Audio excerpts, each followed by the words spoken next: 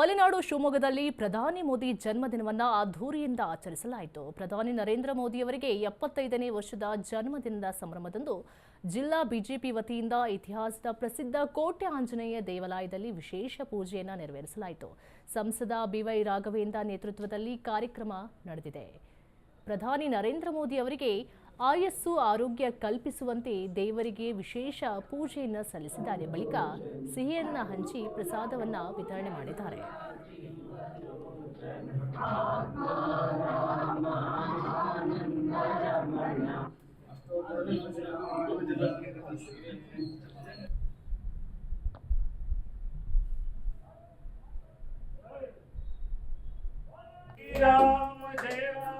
Jai Jai Ram Shri Ram